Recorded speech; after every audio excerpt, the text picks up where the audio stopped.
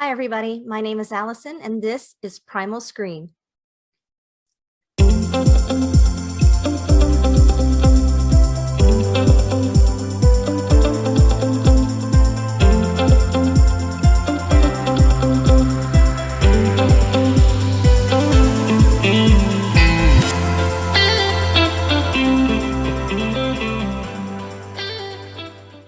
So let's dive into today's topic, exercise, and particularly lifting weight or strength training.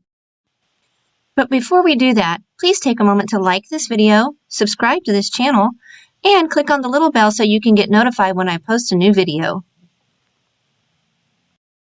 As you may or may not know, an inactive lifestyle contributes to many of the problems that we all might face as we age. One of those problems, especially for us women of a certain age, is menopause. Not that that's really a problem, but we all know that we kind of suffer through it. But did you know that exercise can actually help with some of the symptoms of menopause? Your hot flashes, your joint pain, which I know I have some of that, and even the sleep problems, which we did talk about sleep in another video, which I will link in the description below if you want to dive more deeply into the sleep issue. But I thought that was interesting that being more active can actually help us manage our menopause symptoms as we go through that change of life. Good to know, huh? And as you may or may not know, having an active lifestyle and getting enough exercise can also help with chronic diseases we often face as we age, such as heart disease or diabetes. If you watch any of my other videos, you know I like to be evidence-based, so I did a little research, so I'm going to let you know a little bit about that.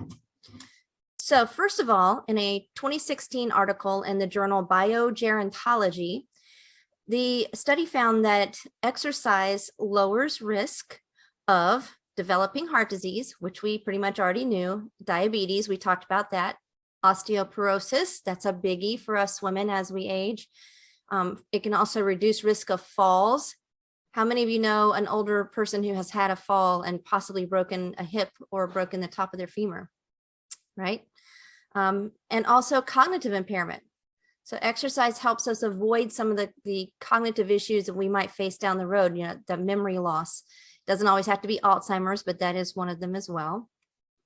In a 2021 article in Education Sciences, a study found that line dance was effective in reducing depression in participants in a 3-month study.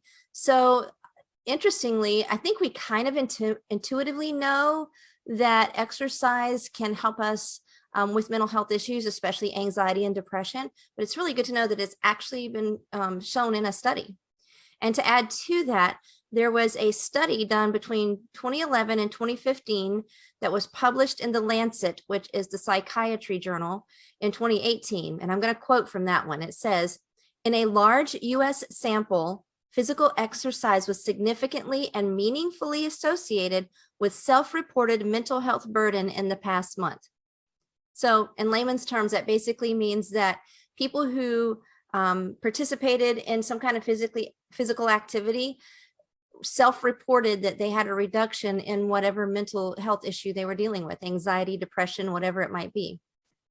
And as many of us already know, as a bonus, exercise and physical activity can help us control our weight and lower our body fat. Those are both very good things. But today I want to focus on one specific area. There are 3 main areas of physical fitness and exercise. Cardiovascular work, like aerobic type exercise. Stretching is also very important, and lifting or strength training. And that's what we're going to dive into today. So join me as I have a great conversation with my friend Deanna Sheppard. She is a certified physical trainer or certified fitness trainer, and she's going to tell you a little bit more about that as we go through the interview. So sit back, relax, and enjoy this great conversation with Deanna. All right, so hi, Deanna. I just want to introduce everybody to Deanna Sheppard. Deanna is from my hometown and still lives there, if I'm not mistaken. And I'm going to let Deanna tell us a little bit about herself. So Deanna, tell me, how old are you today, and what is your background with fitness and that sort of thing, and your credentials? Okay. My name's Deanna. As you said, I am 49 years old. I'll be 50 in July. So I'm pretty proud that I'm going to make it to half a century soon. And I have, as far as my credentials, I'm a UF graduate. I am a St. Leo graduate with an MBA in healthcare management. As far as fitness, I have been certified. I am certified as an ISSA certified personal trainer since April of this year. That journey started actually probably almost 5 years ago, but life kind of stopped me a couple of times. So finally this year, I just decided to go ahead and get my certification. I am certified as a personal trainer, as well as in fitness nutrition, working on online coaching certification, as well as bodybuilding specialization and health coaching.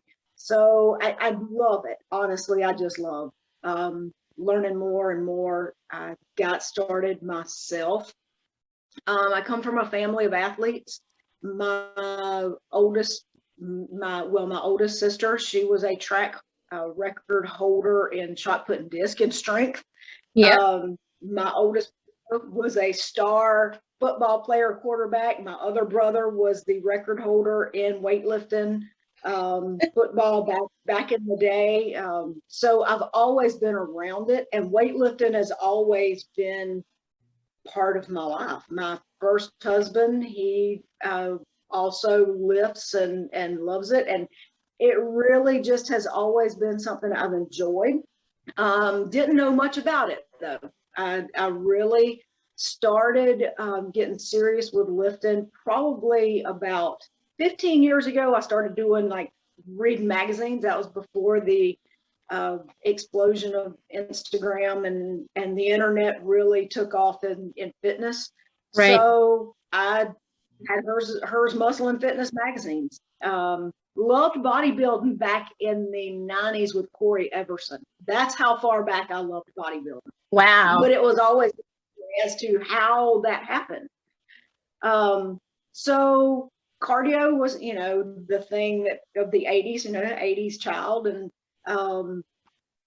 cardio never really appealed to me. It was walking. Walking was my only cardio favorite, but lifting has always just been really interesting. And so then I just got more and more into it and said, I might as well be certified if I'm going to study it like it's, it really is. That's what I do, is study in my spare time, is different sorts of fitness and weightlifting and nutrition.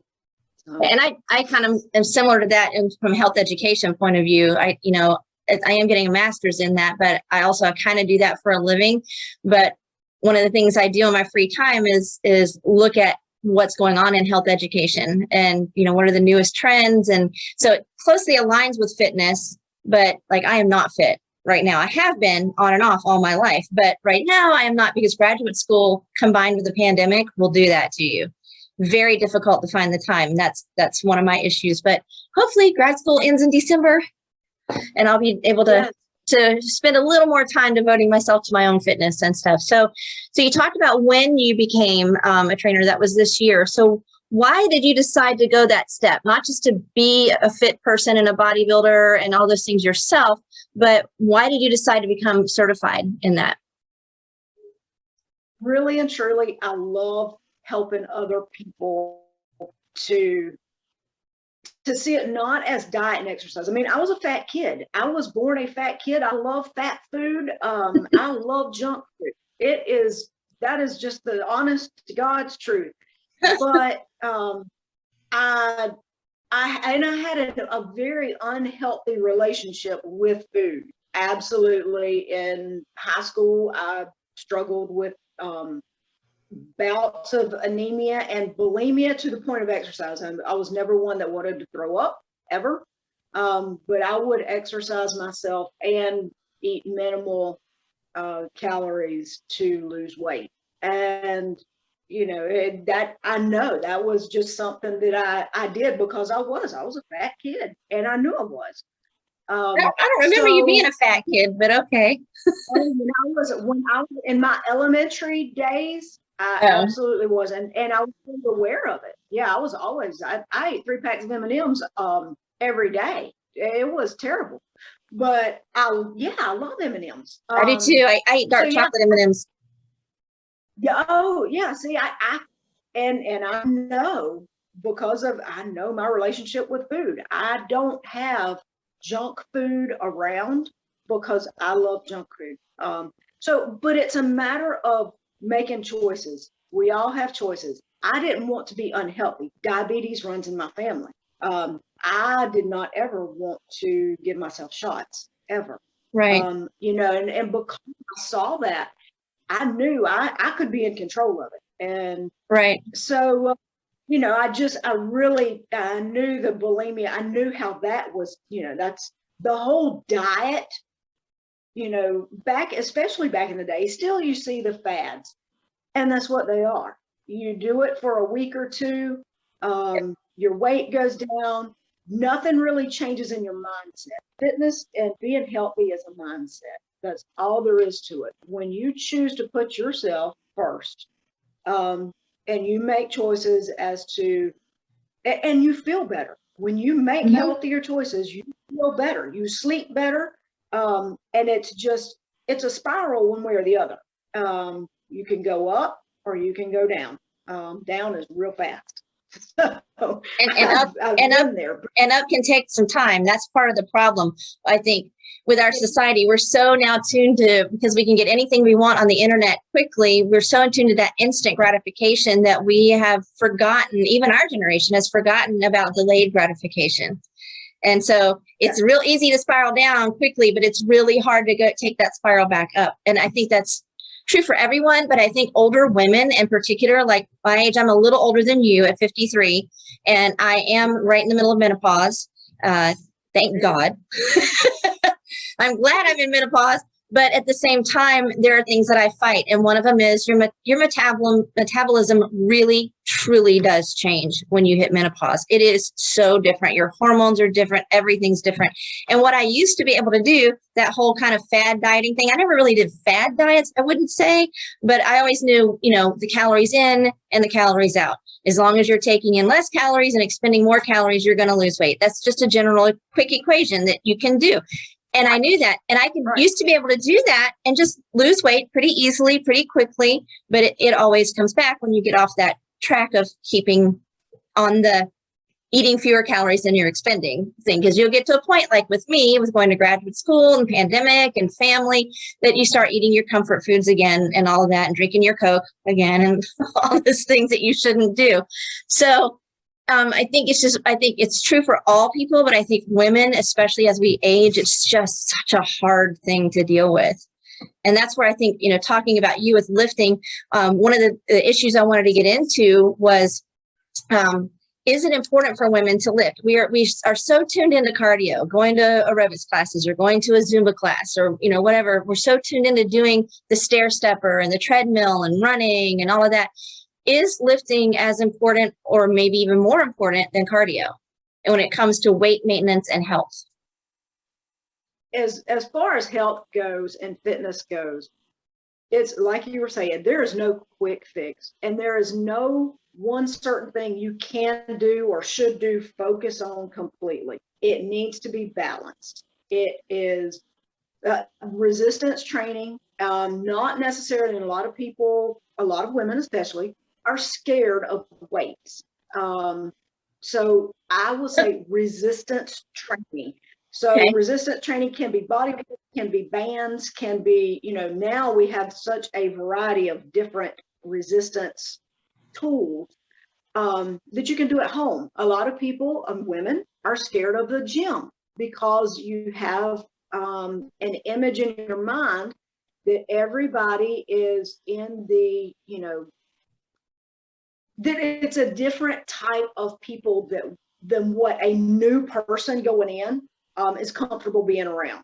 Right. And you're scared to not look the right way or be the right way or to not know what you're doing. Honestly, I mean, the gym is my second home. It is where I just love to be there because the world doesn't exist inside of there. There is no pandemic. There is no outside stress. It is my happy place. You will always hear me say I'm going to my happy place. And I see people, women, kids. I mean, I have my own personal journey with my own son who lost 60 pounds in his early teenage years because he was comfort eating and junk food, and he unhealthy. So that's another whole aspect that anytime I was already into lifting and fitness, and so I really started, encouraging him, and he decided, because that's where it starts, is inside. Right. But to teach him, that's where it really started, was teaching him how proper form, that food is not evil, it is necessary. And to utilize cardio, resistance, nutrition, rest. People do not understand how important it is to rest, relax, sleep. And it all goes together. But so as far as fat burn, there are studies that show that lifting, resistance training increases your metabolism and burns fat longer than cardio alone. However, cardio is important for your cardiovascular respiratory system. It all works together. So that is what's important truly in training in a healthy lifestyle, is to get, and people think of cardio again as your aerobics, your high impact, I can't do that because of my knees. Trust me, I understand the whole joint issue. So as you do what works for you, there are so many different things to do, and 10 minutes is better than none. So I always tell people, don't shoot for doing an hour your first time out of anything. You go at your own pace. Everybody in a gym is on their own journey. We all have limits. We all have goals. We all have things we want to do. And that is where I try to help people figure out where they're wanting to start. Where are you at now? Where do you want to go? And it's about the little things, the Cokes. People, and even Diet Cokes. People go, oh, well, I drink Diet Cokes. That's worse almost. Yeah. So, it's just the little things. I will tell people when they're first starting out, I'm like, what are you eating? That's normally one of the first things. Go, what do you eat every day? How do you eat? And again, I am not one that ever, and I think it's very important to know carbs are not the devil. Now everybody's like, oh, no carbs, no carbs. Your body requires carbs. Your brain requires carbs and fat. We need it. Yep. It's just a matter of knowing the proper amount, and timing. Timing makes a huge difference in nutrition. One of my friends who is also a certified trainer and used to work for my center doing a kind of an exercise class for people who are with limited mobility, trying to help them strengthen so they can get away from using the walker or the cane, because I work primarily with seniors.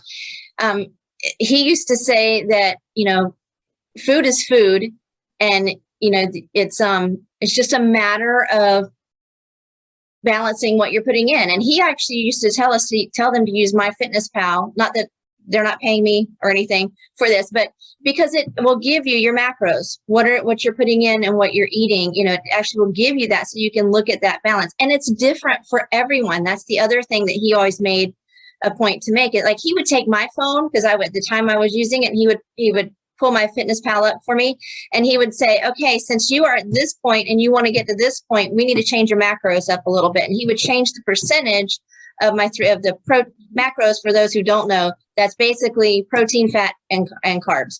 And it's, you have to look at good fats versus bad fats and good carbs versus bad carbs. But generally speaking, it's just three things: protein, fat, and carbs. And he would change my percentages up for me to reach whatever my next goal was. So it's like I had a personal trainer without having to pay one, because he was my buddy and he worked for me.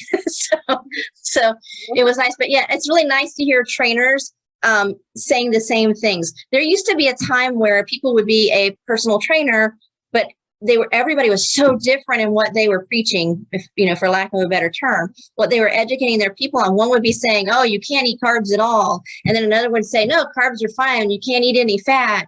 And it's so nice to hear trainers now saying the same things. It sounds like the trainer certification world has really matured and evolved so that it's really based in science now, because you said studies have shown. That's a huge thing for me, is that things are evidence-based.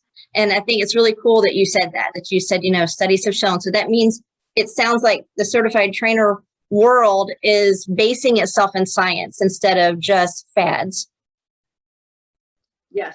And I always, anytime I've seen a lot of trainers, a lot of people who label themselves as trainers, and and before I was certified, but I knew I had read enough and studied enough and experienced enough to know what they were saying was a bit off, because it is very, it was very specific. Maybe it worked for them, and that is what, as a, anybody that looks for a trainer or looks into fitness needs to make sure that the person is looking out for them, not because it is one of the most important things is to take each person holistically in consideration when coming up with a nutrition plan, a fitness plan, because if it doesn't fit, it's not going to work.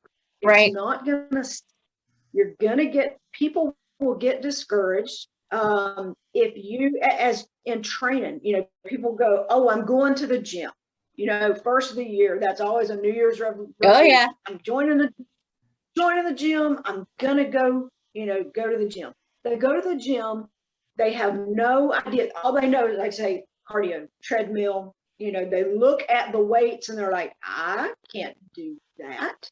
When you're looking, if you look at it as perspective of somebody who has been in the gym forever and is super strong, and you're looking at them on the bench press, when in reality, you're never going to get on the bench press and try to max out. That's right. I've never maxed out in my life. So right. That is one of those things that you've got to be, as a trainer, you have to take, and lifestyle. How many kids do you have? How many ball games do you go to? Don't set somebody up to do 7 days a week of training when they're a mom of 4 athletes who are all, kids are going different directions, because they're going to quit before you ever start. Yep.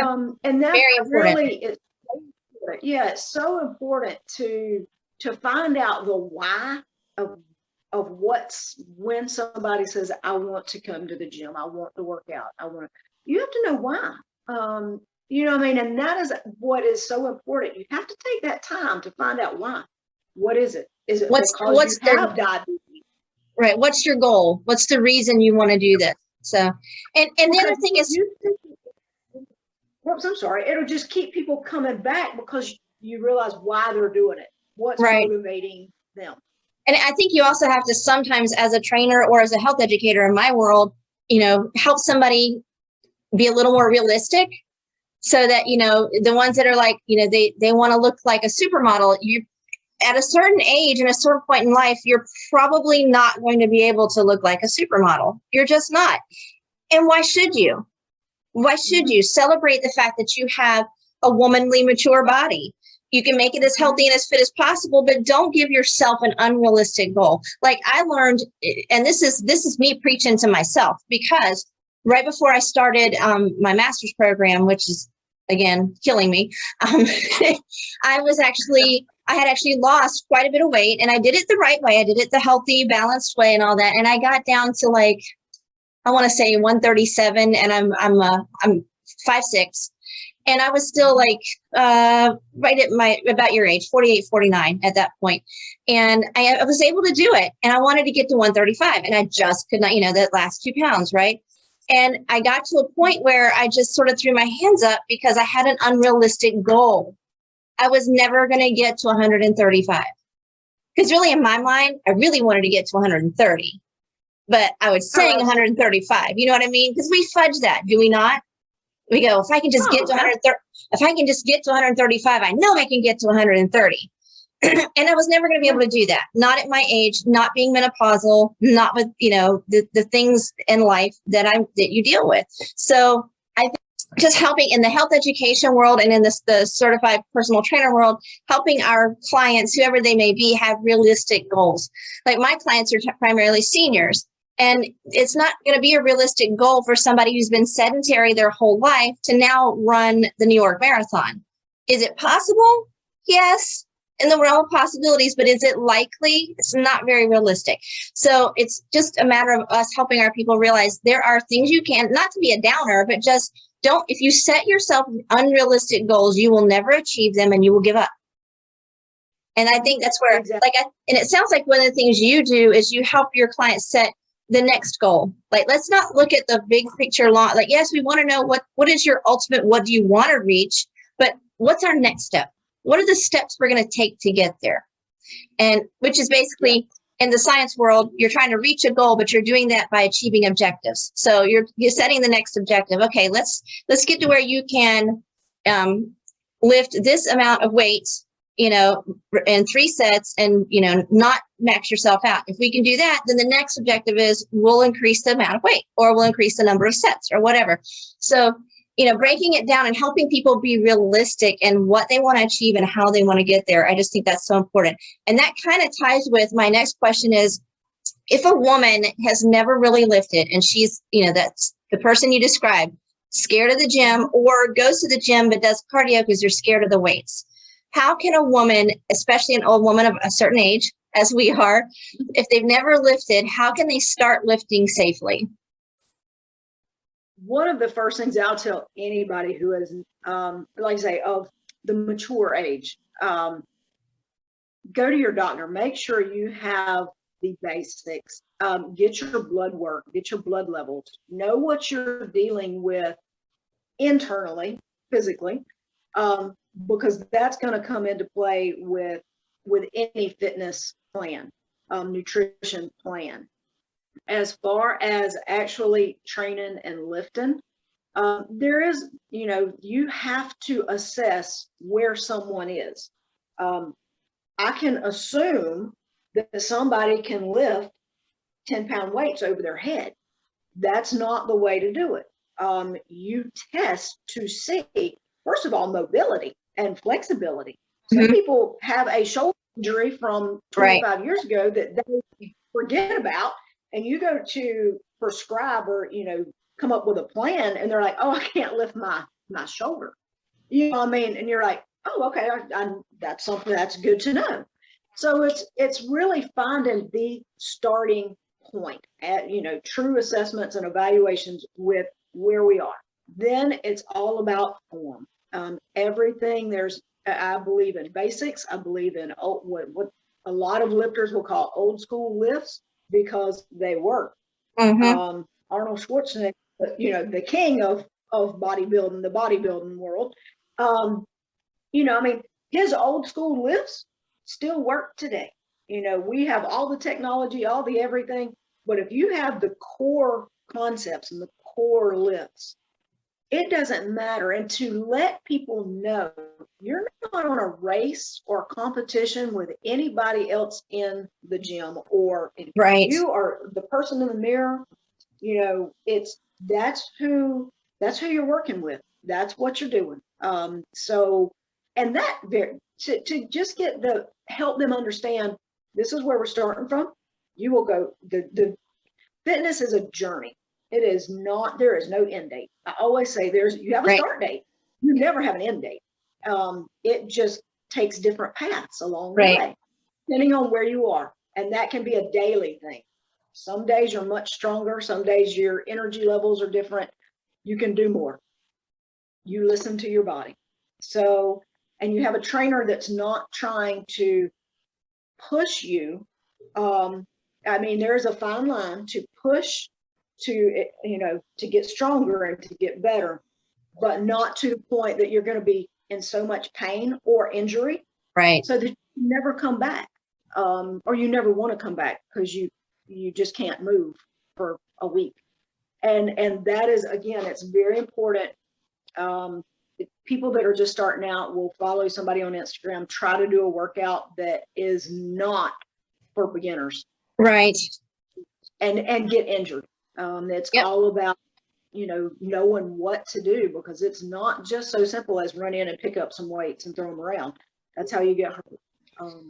So if I'm hearing you correctly, your suggestion would be to at least start with a personal trainer so they can get you started on the right path. Even if that's not something that's sustainable for you, like financially for some people, they just can't do a personal trainer, all the time forever. But it may be a worthy investment in the beginning to get started, to find out where you are, where you want to go, and find out a plan and work with that personal trainer until you both feel comfortable that you can safely progress on your own. And I completely, that is exactly how I look at it, because, I understand life is life, and we have, money is limited, resources are limited, time is limited. So I am all about teaching the basics, teaching how, the starting point, as you said. And then even if it's a matter of they don't know how to come up with a plan, my ideal is to provide a plan. Like if you don't want a personal trainer to sit with you to count your reps and hold your form and make sure, once you get past that point and you just need a plan for this month, for this 6 weeks, because it's all periodized, right? Then I can do that, based on where you are, what you're doing, to give you an updated plan. Here's what you do. This is what you've been doing. Here's what you do for the next, and it's much, I know cheaper isn't the right word, but it's much more budget friendly. I'll say that. And, so and cost effective. So absolutely. Yeah. So, and time effective, because a lot of people, it's a matter of coordinating time, and you don't have to, your schedule and my schedule may not work together. So that doesn't mean we can't meet together once a month, go over stuff and say, here's your new plan. Right. And that's another thing, that one thing that can help with that is stuff like what we're using right now, a platform like Zoom. People may not be able to go to the gym and meet you at the gym, but they could sit in their office and talk with you about a plan, as long as you have the information you need. And you can even, I would imagine, you could possibly even do like a testing assessment virtually, as long as they had the right equipment there, something like some hand weights or something they can use, so you get an idea of what they are capable of now, before you make a plan. Yes, and judge and look at form. Because again, form is important in preventing injury and progress. Because if you're doing it the wrong way, yes, you're getting your blood pumping, but you may not be getting the effects that the results that you're really going for. Right. So, it's there are the platforms that we have now with videos to be able to have a video demonstration. This is how you do this. If you have a question, you can message me and say, how do I do this? And if I don't have the video, I can say, hold on, I will demonstrate for you and walk you through it. So then, it's just that quick and easy, because it can take 5 minutes versus having to coordinate a schedule and drive across town and all of that stuff. I think that one thing one silver lining of the pandemic has been, it has forced people to start using these virtual platforms, which I think, as a society, we kind of needed to go there anyway. So, like I said, if there's any silver lining, I think that's one of them, is kind of pushed us towards that, so that, we are more effective with our time and with our resources. So back to like just the lifting thing and health, we talked about the fat burning part. One thing I wanted to talk about a little bit, because I know this from my health education world, is that because I deal a lot with fall prevention, because I deal with seniors. So we do a lot of fall prevention stuff. So one of the things that people don't realize is your strength, particularly your core strength, is instrumental in your ability to not fall. And that as we age, we tend to let that core strength go, because we become more sedentary. We're not doing things that strengthen our core. And therefore, people say, oh, my balance is off, I don't have good balance. No, you actually don't have good core strength. is probably what the real problem is. So I think for older women, I think lifting is a huge, huge way to prevent future falls as we age. Falls happen more commonly in women. I don't know if you know that or not, but for senior women, age 65 and older, it's more common in women. There's two pieces to it. There is the whole, we are losing our strength, so we fall, because men tend to be probably a little less, men are stronger regardless, whether they lift or not. They just are overall stronger. So even though they're losing core strength, they don't lose as much. They start from a higher point. So that's probably not as much of an issue with them as it is with women, although it is. The other piece is osteoporosis. Osteoporosis is obviously more common in women. We both know that one of the ways to combat osteoporosis is to keep keep pressure impact. I don't want to have how to say that. You got to be walking or doing something physical so that your bones continue to replace themselves and replenish. If women don't do that, sometimes with the fall, we always say, well, falls in older people will result in a broken hip, right? Sometimes the broken hip happens first and then the person falls more often than you would think. And we deal with this in our emergency room at Ocala Regional because we are a level 2 trauma center. So the majority of our traumas are ground level falls in age 65 and older. They just are. But there's a good percentage of those that the hip broke first or the top of the leg broke first because they turned wrong and they had brittle bones. And then they fell and then hit their head. And that's why they're in our trauma unit. So I think, that's something that I think, women need to know is that lifting is a way that you can help strengthen your bones. The stronger your muscles are, the stronger your bones are. Correct me if I'm wrong. That is completely accurate. That is exactly. And the more active you are, the stronger you are. It is truly lifting, fitness, healthy living is the fountain of youth. That is how you have the most productive long-term life that you can have. So yes, I'm all about that. And especially as, I'm entering those age, those years and, and dealing with my mom too. She's the same, goes through the same thing. She's a big golfer. Well, she's, she also, I talked to her about strengthening those muscles, maintaining an active lifestyle, getting out, walking, simple stretches, simple, and it's again, body weight, body weight strength exercises to keep that core strength, to keep that flexibility and stability. That's what I tell her. I'm like, I'm not trying to build you up. I'm trying to keep you from falling down. Right. That's and listen, I don't know if you've seen my mom in recent years, but I can't tell you on this public interview, it'll be broadcast how old she is because she'd kill me. But let's just say she's somewhere between 80 and 100. She still lives completely independently, completely active. She had a little bit of a stomach issue a couple of years ago and lost some weight, and she worries that she's not able to put it back on. I'm like, Mom, you don't need to put it back on. You're healthy. It's a healthy weight. It's okay. Number one. Number two, she has done yoga for quite a few years now at Yoga Y'all. Not to give them a plug, but that's who she does it with. I don't think she's been doing it because of the pandemic. I don't think she's even gotten back to it in a group, but she'll do it at home sometimes. So she helps her flexibility there. She also works in her yard every day that she can. And when I say works in her yard, I don't mean just goes out and plays with her plants. This woman gets down and digs toadstools out of the ground. She gets down on her knees and weeds her flower beds. I mean, this woman is doing things physically to her body, up and down, using tools and rakes and using her core. So I don't worry about her falling. In fact, she has fallen a few times and never broken anything, or even really got injured, got herself back up. And the reason she fell wasn't from a balance issue. She has what's called monovision, has her whole life. One eye sees close, one eye sees far away.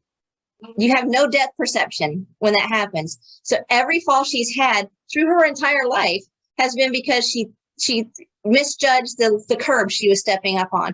Not because she couldn't lift her leg up. She could lift her leg up to the sky if you wanted her to. She just misjudged how far up she needed to go because of her depth perception. So, and like I said, she has fallen off of a step ladder on her back patio and gotten herself right back up.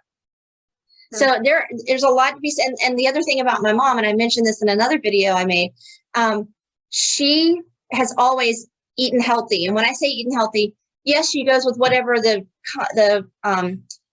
news of the day. Not that she would do the fads, but okay, if cholesterol's bad, so you got to watch what you're eating. So she would always keep up with that sort of thing. And we ate healthy at home. We rarely had junk food. Rarely had junk food in our house. And if we had it, we bought it ourselves with our money. She wasn't doing that. Not that she liked to cook; she hated it. But my dad liked to cook and wasn't a bad cook.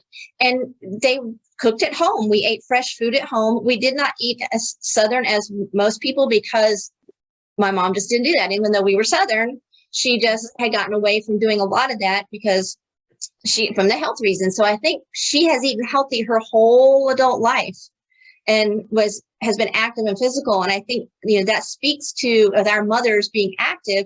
That's huge. Staying active. You decide, you know what, I'm going to just sit down and put my feet up every day and I'm not going to do anything because I'm retired or whatever, then you're going to be unhealthy.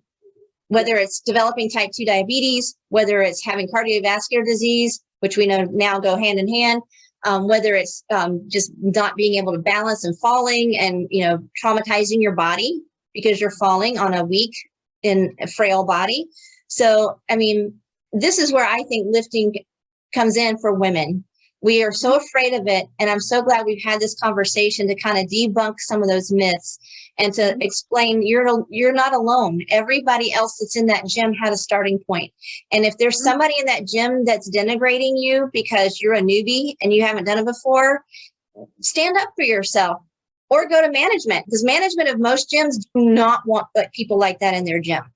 And you go to that management and say, listen, this guy over here, he's berating everybody that can't lift 200 pounds. That manager is going to go to that person most likely and say, listen, either you got to not do that or you can't come to this gym anymore. I've actually seen it happen in my friend Ben's gym. He's actually gone to people that were super, pumpers and they were making fun of other people. And he's like, I need you to leave.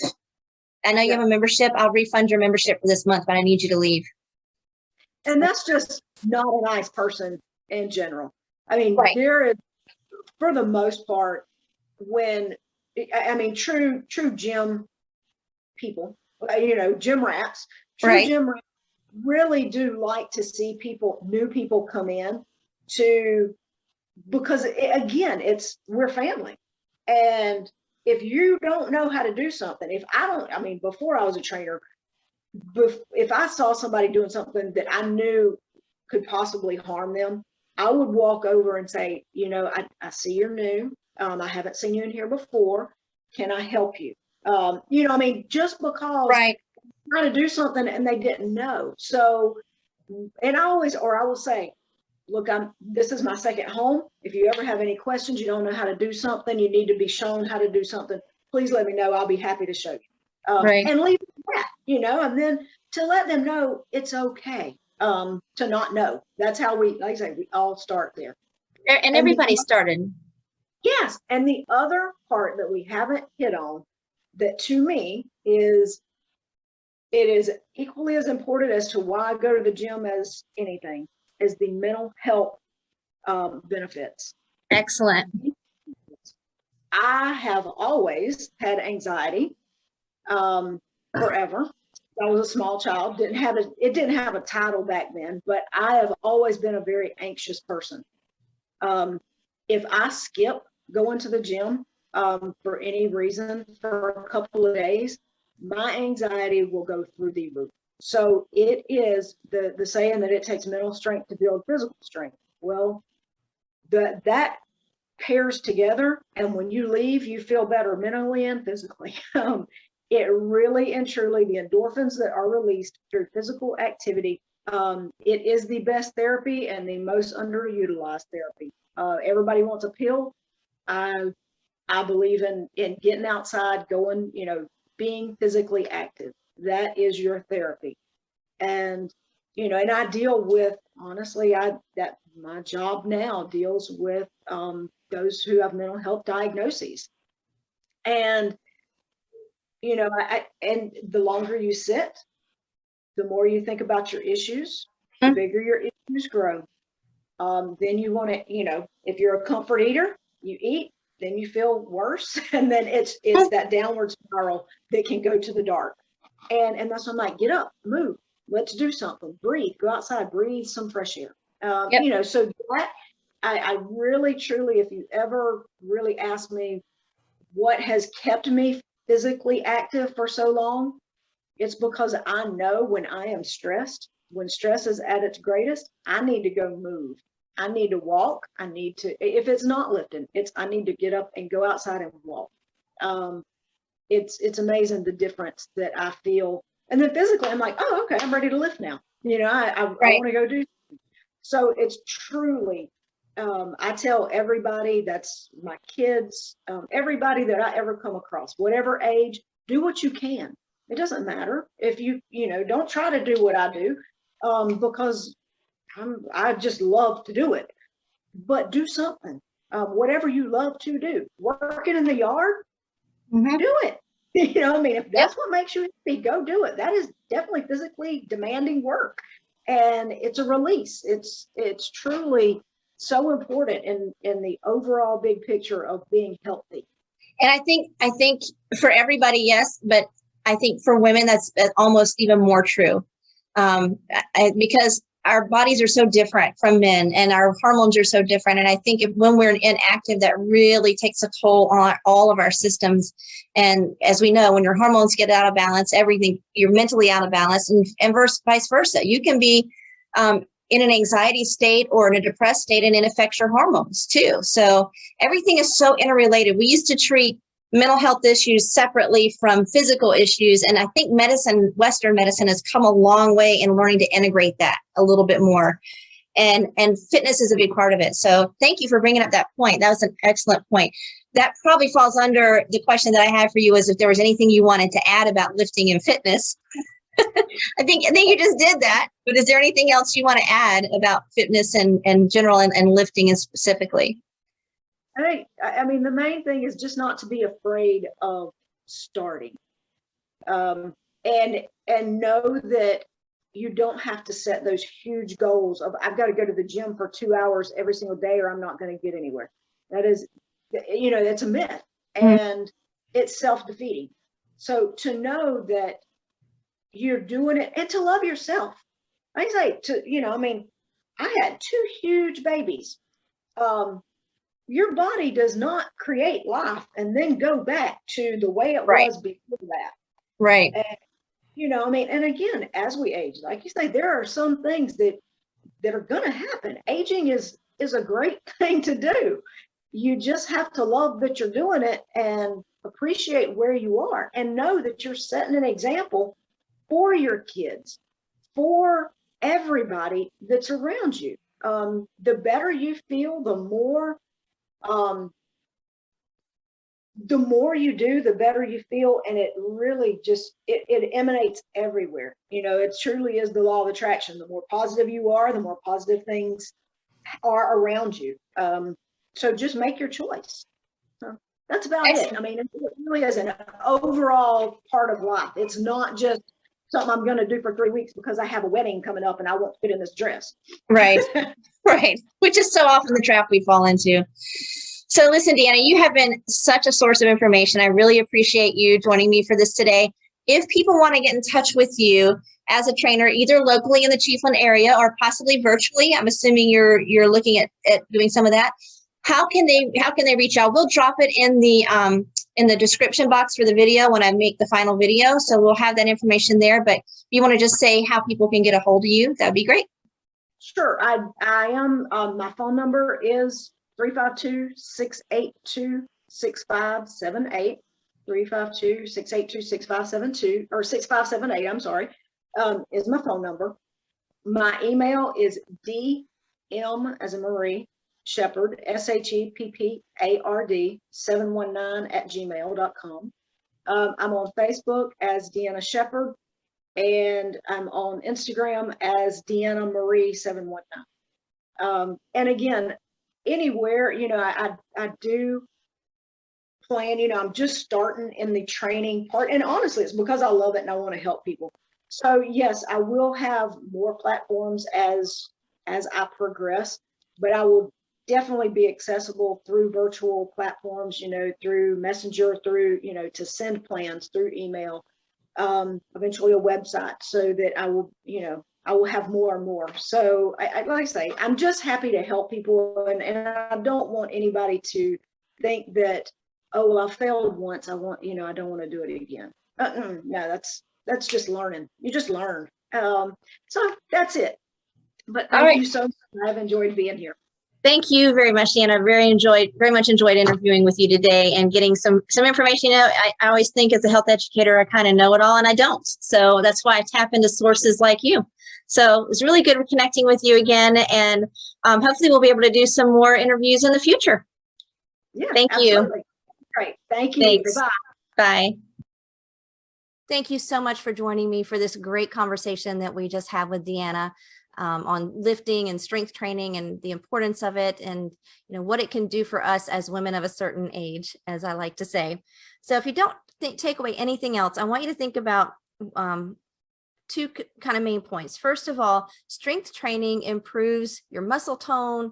It improves your bone strength, your posture. It increases your muscle strength, of course. And then the second thing I want you to take away is that lifting weights does not mean you need to be a bodybuilder. You don't have to become bulky and look like the Hulk just because you're lifting weights and doing strength training. So I hope you take those two important points home with you, and hopefully you'll join me next time for our next video, where we will talk about the importance of cardiovascular or aerobic type exercise. Thank you. If you've watched all the way to the end, thank you very much.